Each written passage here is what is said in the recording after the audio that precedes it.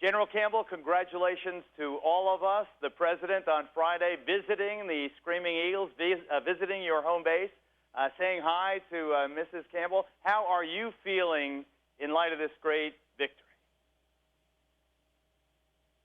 Well, I'll tell you, Geraldo, we're feeling really good here, but I would tell you we still got a lot of work to do.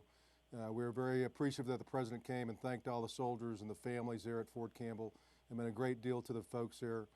But we still have a lot of work here to do in Afghanistan. We're prepared to do that.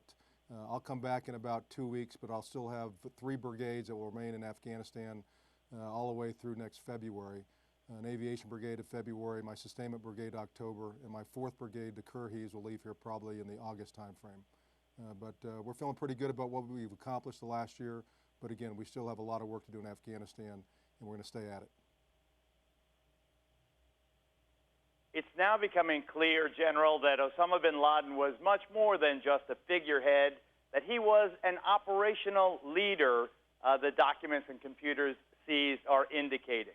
Do you anticipate that al-Qaeda and some of the more radical elements in the Taliban will now be without a rudder, that this might have an impact on the battlefield itself? Yeah, I think as Secretary Gates said the other day that this is a potential game changer. But there are other folks in the al-Qaeda organization who will try to stand up to take bin Laden's place. But of course, you know, one man does not make this war on terror. We got to continue to stay after what we're going after. This was a great accomplishment, I think, for the United States here, and a great deal to all the people back in the United States. But again, we got to continue to stay after this fight. This war on terrorism will continue for a long time, I'm afraid, and we have to continue to stay after this. But nonetheless, a great feat. We ought to celebrate that a little bit.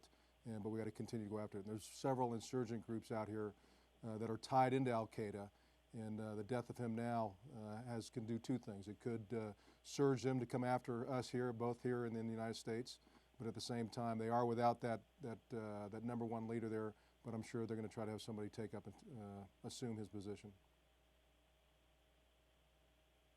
With, what is it, 125 fallen warriors, I don't know how many have been grievously injured, General, you know, can we tell the people of the United States that it has been worth this terrible cost?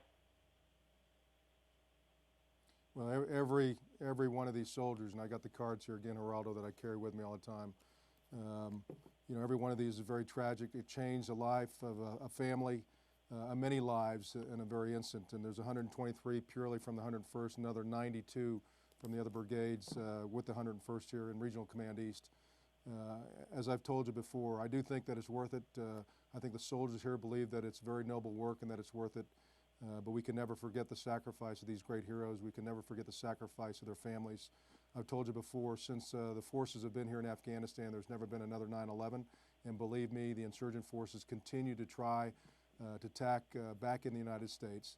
And I think by being forward and having presence here in Afghanistan and not allowing them to have safe haven here and ability to plan and prepare to come back to the United States, this is worth it. And the Afghan people have been at war for 30+ years, and they truly do deserve an opportunity to live in peace here. And I think the coalition forces, the 49 nations that have formed this coalition here, continue to give them that opportunity for a much better future. On a personal note, I spoke with Ann, with Mrs. Campbell yesterday at Fort Campbell, and here, General, is what she had to say to you. Okay, now we're going to put the video in here. I don't have it yet. It's not ready yet. But basically she says, keep your head down. I know it's not the counting the days. It's making the days count.